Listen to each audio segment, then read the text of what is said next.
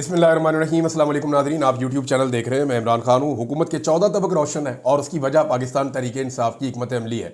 जैसे जैसे चीज़ें बाहर आ रही हैं और जैसे जैसे तैयारियाँ कर रही है पाकिस्तान तहरीक इंसाफ, हुकूमत के लिए मुश्किलात बढ़ती जा रही हैं।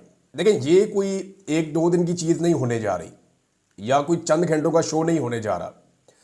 इसके पीछे इमरान खान साहब की एक लंबी सोच है और उन्होंने ये जो एक ऑर्डर भेजा है कि अभी कराची वाले और जो लोग कोयटा में मौजूद हैं वो इस्लामाबाद के लिए ना निकलें, उसमें भी कुछ कहानी जो है वो छुपी हुई है।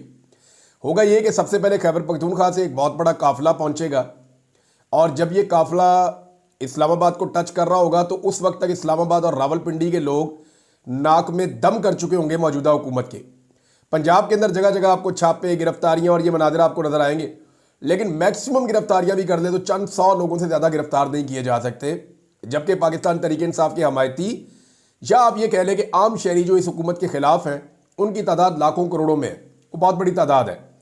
इमरान खान साहब एक मोमेंटम बनाएंगे, जैसे ही खैबर पख्तूनख्वा के लोग पहुंचेंगे इस्लामाबाद में, रावलपिंडी इस्लामाबाद के लोग उनके साथ मिलेंगे तो ये एक बहुत बड़ा एक हुजूम बन जाएगा और ये लोग बढ़ेंगे इस्लामाबाद की जानिब और इस्लामाबाद में ये अपने मुतालबात के लिए स्टे करेंगे।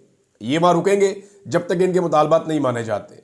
उस वक्त पाकिस्तान तहरीक इंसाफ अनाउंस करेगी कि कराची के अंदर फौरी तौर पर निकले और वहां के लोग वहां एहतजाज कर दें। मोमेंटम बना होगा, कराची में एहतजाज शुरू हो जाएगा, कोयटा के अंदर एहतजाज शुरू हो जाएगा, लाहौर के अंदर एहतजाज शुरू हो जाएगा और आहिस्ता आहिस्ता पाकिस्तान तहरीक इंसाफ की जो हिकमत अमली सामने आ रही है वो ये है कि पाकिस्तान तहरीक इंसाफ मौजूदा हुकूमत को और निज़ाम को पूरी तरह मफलूज करने का इरादा रखती है। लेकिन डिपेंड करता है कि पाकिस्तान तहरीक इंसाफ आम आदमी को कितना इफेक्टिवली इसके अंदर एंगेज कर सकती है। देखिए, तहरीक इंसाफ के अपने कारकुन हैं, जो पक्के लोग हैं, उनके जो वर्कर्स हैं, उनकी तादाद भी अब बहुत ज़्यादा है, बाकी सारी पॉलिटिकल पार्टी से ज़्यादा है। तो ये तो मुमकिन है कि उनके अपने लोग आए, लेकिन उनके अपने लोग आएंगे तो वो इंप्रेशन भी नहीं बनेगा। और अगर सिर्फ पाकिस्तान तहरीक इंसाफ के लोग वहां पर जमा होंगे तो हमने माजी में देखा है वो बहुत बड़े बड़े जलसे ज़रूर करते हैं, लेकिन जब तक कि आम आदमी इसके अंदर शामिल नहीं हो जाएगा तब तक ये वो वाली तहरीक नहीं बनेगी जो इमरान खान साहब जेल में बैठकर सोच रहे हैं। अब ये सबसे बड़ा सवाल है कि आम आदमी जो नाको नाक तंग आया हुआ है, जो बहुत परेशान है, जिसको रोजाना एक बुरी खबर मिलती है सुनने के लिए, रोजाना एक छोटा सा हार्ट अटैक आता है, रोजाना एक तकलीफ होती है, वो आम आदमी किस तरह बाहर निकलेगा, कैसे मोटिवेट होगा और कैसे इस एहतजाज का हिस्सा बनेगा। अली अमीन गंडापुर खैबर पख्तूनख्वा से काफिले को लीड करेंगे और जो सूबाई जितने भी लीडर हैं वो अपने अपने सूबों को लीड करेंगे। जितने हलके मौजूद हैं इस्लामाबाद के आसपास और पंजाब में स्पेशली खैबर पख्तूनख्वा में, तमाम एमएनएज और एमपीएज अपने अपने हलकों को लीड करेंगे और अगर अवाम निकल आई तो ये कहानी फिर ख़त्म। देखें, ये जो लड़ाई है ये गुज़िश्ता 2.5 साल से हम देख रहे हैं। 2.5 साल से इस लड़ाई में इमरान खान का पलड़ा एक तरफ भारी है, अवाम उनके साथ खड़ी है, जो इलेक्शन होता है वो जीत जाते हैं, तो ताकत उनके साथ है अवाम की। लेकिन दूसरी जानिब एस्टेब्लिशमेंट और माफिया ये इकट्ठे हो चुके हैं और ये इकट्ठे होकर निज़ाम के ज़रिए से चीज़ें अपने कंट्रोल में रखने की कोशिश कर रहे हैं। मिसाल के तौर पे आपने आईनी तरामीम देख ली थोड़े दिन पहले, मिसाल के तौर पे आपने कानून साजियाँ चेक कर ली थोड़े दिन पहले, मिसाल के तौर पे जो सुप्रीम कोर्ट के साथ किया वो भी आपके सामने है।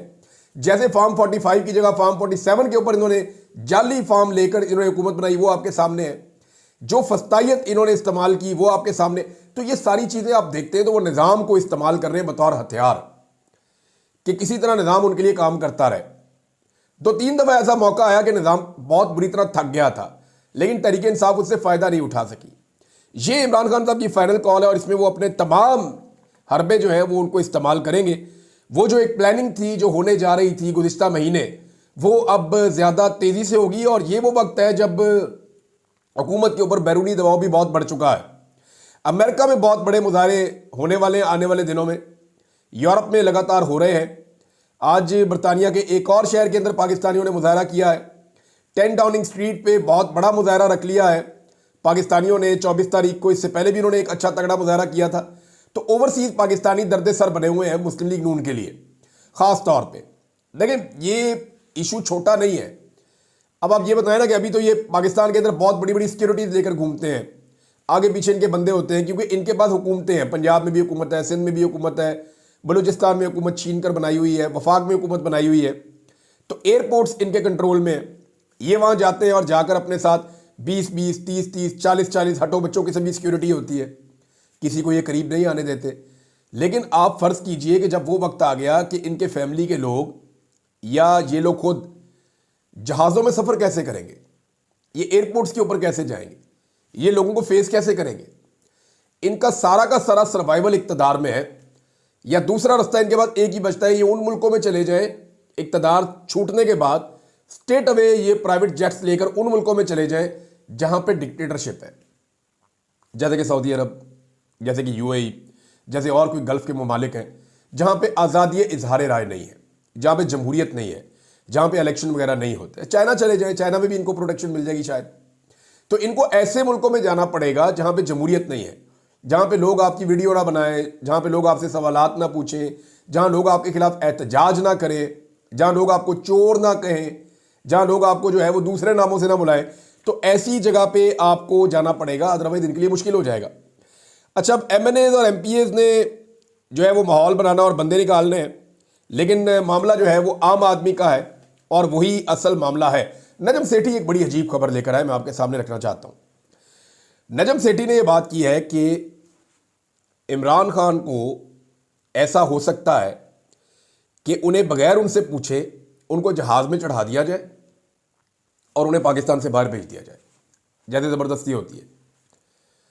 और इमरान खान कोई सऊदी अरब जैसे मुल्क में चले जाए और चुप करके बैठ जाए, जैसे नवाज शरीफ चुप करके बैठे थे। तो ये इससे दो चीज़ें मैं आपको इस पर कहना चाहता हूँ। एक तो इससे ये साबित हो रहा है क्योंकि नजम सेठी नवाज शरीफ के, शहबाज शरीफ के बहुत करीब हैं और ये हुकूमत जो है वो उनको बहुत पसंद करती है और वो हुकूमत को पसंद करते हैं, और इस वक्त इस्टेब्लिशमेंट के साथ इनकी यारी है सबकी। तो इसका मतलब ये है कि निज़ाम इमरान खान का बोझ नहीं उठा पा रहा, इमरान खान के बोझ के नीचे दब रहा है। अब निज़ाम के अंदर ये ख्वाहिश पैदा हो गई है कि किसी तरह ये बंदा भाई कुछ तो मान ले, बाहर चले जाए पाकिस्तान से, हमारी जान छूट जाए किसी तरह। लेकिन इमरान खान साहब मान नहीं रहे। अब ये ख्वाहिश है जिसको खबर बनाया गया है, जो मेरे पास इस बारे में मैंने 2-3 लोगों से बात की, वो बड़ा क्लियरली उनकी फैमिली के लोग कहते हैं इमरान खान की कि अगर ये इमरान खान को ज़बरदस्ती किसी मुल्क में भेजेंगे तो पहला सवाल ये है कि क्या इमरान खान उस मुल्क को किसी जुर्म में मतलूब है। यानी जैसे एमएल कांसी को हवाले कर दिया था, जैसे डॉक्टर आफिया सिद्दीकी को हवाले किया गया था, जैसे और बहुत से, तो इमरान खान क्या किसी जुर्म में मतलूब है जो आप किसी और मुल्क के हवाले कर देंगे और इमरान खान से पूछेंगे भी नहीं? नंबर 1। नंबर 2, किस कानून के तहत वो मुल्क इमरान खान को ले जाएगा इमरान खान की मर्जी के बगैर? नवाज शरीफ साहब तो बगले बजाते हुए, खुशियां मनाते हुए, बहुत सारे बैग बक्से उनके अंदर अपना कीमती सामान भर के लेकर गए थे, साथ ट्रक भर के लेकर गए थे जब ये जद्दा गए थे। लेकिन अब अगर आप इमरान खान की बात करें तो इमरान खान को जिस दिन ये बाहर उतारेंगे ना किसी एयरपोर्ट पे, अगली फ्लाइट से इमरान खान ने वापस आना है और इनको दोबारा इमरान खान को या तो गिरफ्तार करना पड़ेगा या मुसीबत बन जाएगी इनके लिए पाकिस्तान में। तो ये एक ख्वाहिश और एक मजबूरी, इससे पता चलता है कि इस वक्त ये लोग कितने तंग हैं इमरान खान साहब से। सोहेल बड़ाज साहब ने एक दिन पहले एक खबर दी थी, मैं तो हैरान होता हूं कि एक दिन आदमी कोई बात करता है, दूसरे दिन कोई बात करता है। उन्होंने कहा जी जनरल आसिम मुनीर जो है वो बिल्कुल भी सियासत में दिलचस्पी नहीं रखते और अपने आप को सियासत में नहीं लाना चाहते, इसलिए वो सहाफ़ियों से भी मुलाकातें नहीं करते। क्योंकि सोहेल बड़ाज साहब की मुलाकात नहीं हो रही होगी तो उन्होंने ये खबर दी। अब आज वो खबर क्या दे रहे हैं, वो खबर दे रहे हैं और बिल्कुल ही इसके बरक्स है।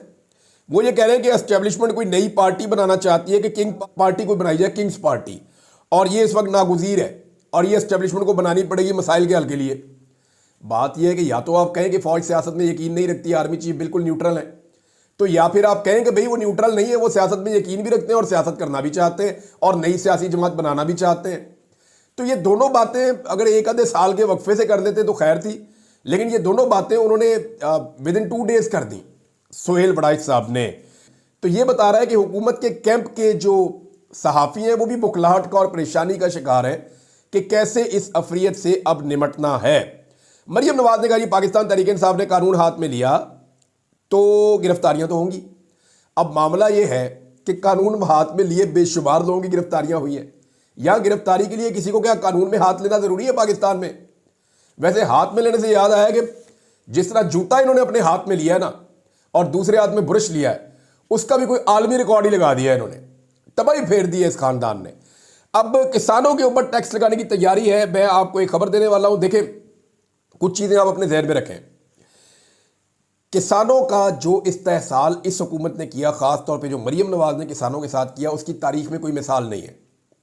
आज जो खादें हैं वो तारीख की महंगी तरीन खादें आज मिल रही हैं। जो अद्वियात है, ज़रूरी अद्वियात, वो भी आज महंगी तरीन है। बीज सबसे महंगे अब खरीद रहा है किसान। डीजल बहुत महंगा हो चुका है, 260 रुपये से ऊपर जा रहा है। एनर्जी यानी बिजली वगैरह जो ट्यूबवेल चलते हैं वो भी इंतहाई महंगी है।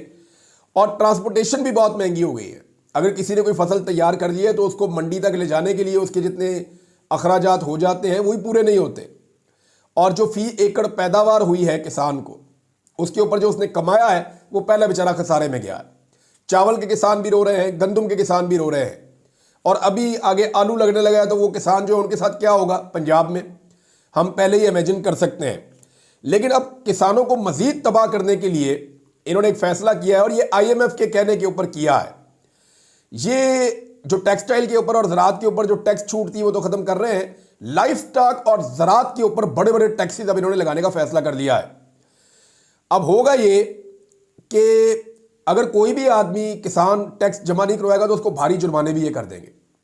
यानी चाहे उसकी फसल नुकसान में बिके, चाहे उसकी फसल फायदे में बिके। यानी अगर ज़मीन का आप पट्टा साथ शामिल करें, ज़मीन का किराया आप साथ शामिल करें, तो कोई भी किसान फायदे में नहीं जाता, जो अदाद-ओ-शुमार इस सीज़न में निकले हैं। अब फैसला इन्होंने ये किया है कि 12 लाख से कम ज़रूरी आमदन वाले ज़रूरी टैक्स नायब दहिंदा को 10,000 रुपये जुर्माना भी होगा, और बिल के मुताबिक ज़रूरी ज़मीन पर इनकम टैक्स की छूट खत्म कर दी जाएगी, जबकि लाइफ स्टॉक पर भी टैक्स में ज़रूरी टैक्स शुमार किया जाएगा। और इसके बाद जनाब 4 करोड़ से कम ज़रूरी आमदनी वाले ज़रूरी टैक्स नादहिंदगान को 25,000 और 4 करोड़ से ज़्यादा ज़रूरी आमदनी वाले ज़रूरी टैक्स नादहिंदगान को 50,000 रुपये जुर्माना किया जाएगा। बिल के मतन में कहा गया है कि 12 लाख से 4 करोड़ रुपए तक की आमदनी वाले किसान पर टैक्स ना देने पर 20,000 रुपये जुर्माना आयद किया जाएगा। अच्छा, ये तो जुर्माने हैं। इसके अलावा जो टैक्सेस लगाए ना वो भी बड़े हैवी टैक्सेस लगा दिए हैं, और किसानों के ऊपर इस तरह के टैक्सेस लगा दिए हैं कि वो बेचारे अपनी फसल बेच के बड़ी मुश्किल से अपना हैंड टू माउथ करते थे। अब अगर किसान ने अपनी फसल उगा ली है और वो फसल उगा के अपने घर ले गया गंदम, तो उसका भी तखमीना लगा के ये उससे टैक्स मांगेंगे कि जनाब आपने इतने की फसल लगाई है। सवाल ये पैदा होता है कि इसकी असेसमेंट कौन करेगा? इसकी असेसमेंट तो सरकारी लोग करेंगे। तो ये जो सरकारी महकमे इसकी असेसमेंट करेंगे, वो महकमे उनके लिए खाबे खुल गए। अब किसानों का इन्होंने जीना आराम कर देना, इनके रिश्वत के नए दरवाजे खोल दिए गए हैं। यानी जो मरीम नवाज कहती थी कि मैं गंदम इसलिए नहीं खरीदती कि उसके अंदर करप्शन हो जाती है, अब उन्होंने पूरे महकमे को करप्शन का मौका दे दिया है कि जाओ जाके असेसमेंट करो, इसका मुनाफा कितना है। अब वो जो असेसमेंट करेंगे उसके मुताबिक वो किसानों से पैसा ऐंठ लेंगे। तो जो भी मरीम नवाज साहबा ने किया ना, थोड़े दिन पहले ट्रैक्टर पे बैठी ना, तो मुझे उसी वक्त मैंने कानों को हाथ लगा लिया था। हुआ ये कि इन्होंने पुलिस की वर्दी पहनी मरीम नवाज ने, और उसके बाद पुलिस का बेड़ा गर्क हो गया। हमने देखा जनाब पुलिस का मोराल डाउन हो गया। बहावल नगर में पुलिस को मार मार के बेड़ा गर्क कर दिया एक और महकमे के लोगों ने, पाक फौज के लोगों ने। उसके बाद कच्चे के डाकू जो है वो उनसे पुलिस वाले कत्ल करवा दिए। पुलिस का बिल्कुल ही भट्ठा बिठा दिया, सियासी मकासद के लिए इन्होंने इस्तेमाल किया, चादर और चार दीवारी का तकद्दुस पामाल किया। थोड़ी बहुत जो पुलिस की इज्जत थी उसका बेड़ा गर्क कर दिया जब से मरीम नवाज ने वर्दी पहनी पुलिस की। जब डॉक्टर की वर्दी पहनी तो अस्पतालों का बेड़ा गर्क कर दिया। रोजाना किसी ना किसी अस्पताल से खबर चलती है कि आज ये प्रॉब्लम हो गया। मरीजों की दवाइयां इन्होंने बंद करवा दी हैं, मुफ्त इलाज इन्होंने बंद करवा दिए हैं, सेहत कार्ड इन्होंने ले लिया है। मेयो अस्पताल के अंदर रिपोर्टें चल रही हैं कि फलां फलां फलां फलां इलाज बंद हो चुका है। और अभी एक नई रिपोर्ट आई है कि निश्तर अस्पताल मुल्तान में जो एड्स के मरीज हैं उनकी डायलिसिस की मशीनें अलग होती हैं। इनको एड्स है, इनकी मशीनें अलग रखो, ये ना हो कि बाकियों को लग जाए। उनकी मशीनों से आम मरीजों के इन्होंने डायलिसिस कर दिए। उसमें 30 बंदे एड्स से मुतासर हो गए और एक बंदा जो है वो जाँ बहक भी हो गया। अब ये इस किस्म के कारनामे पंजाब में हो रहे हैं क्योंकि इन्होंने डॉक्टर का यूनिफॉर्म पहन लिया है। अब जिस दिन ये ट्रैक्टर पे बैठी ना, मुझे अंदाजा हो गया था अब किसान का भी बेड़ा गर्क होने लगा। और ये किसान का जो इन्होंने बेड़ा गर्क अब किया है वो एक पंजाबी की मिसाल है कि जिथे पैर उथे ही खैर। तो ये इनका जिथे पैर उथे ही तबाही, ये कर रहे हैं पंजाब के साथ। और मरीम नवाज साहब ने देखे ना, सियासत पे कदम रखा, नवाज शरीफ की सियासत तबाह कर दी। पुलिस का यूनिफॉर्म पहना, पुलिस तबाह कर दी। डॉक्टर का यूनिफॉर्म पहना, सेहत तबाह कर दी। किसान के ट्रैक्टर पे बैठी किसान भी तबाह कर दिए। जिस काम में हाथ डाला बेड़ा गर्क किया इन्होंने पकड़ के। बातें नाज़रीन इनकी बड़ी बड़ी है। अब आप शहबाज शरीफ साहब की एक छोटी सी मिसाल मैं आपको दे देता हूं। ये खबर दी है शहबाज राणा साहब ने। खबर आप देखें कि गुज़िश्ता साल जो लाइन लॉसेस थे बिजली के मद में, वो 591 अरब थे। और इस साल शहबाज शरीफ साहब ने इतनी बेहतरीन कारकर्दगी दिखाई, बंदे भी ज़्यादा इन्वॉल्व किए, मेहनत भी बड़ी की, और जो लाइन लॉसेज है वो 637 अरब रुपए हो गए हैं बढ़ के। ये जनाब इनकी कारकर्दगी है। हर वो चीज़ जिसमें नुकसान है वो बढ़ती जा रही है, और हर वो चीज़ जिसमें फ़ायदा है वो घटती जा रही है, और महंगाई है वो घटने का किसी सूरत नाम ही नहीं ले रही। और मुंह फाड़ के ये कह देते हैं हर जगह पे बैठ के कि जनाब हमने तो महंगाई ठीक कर दी है। किधर ठीक कर दी है? कभी बाजार गए हैं आप? कोई सौदा लिया आपने? वो जो लोग पहले बताते थे कि हम बाजार गए, बाजार में ये हालात है, जाके लोगों के इंटरव्यूज करते थे, उनमें से आज कोई भी बाजार जाने के लिए तैयार नहीं है।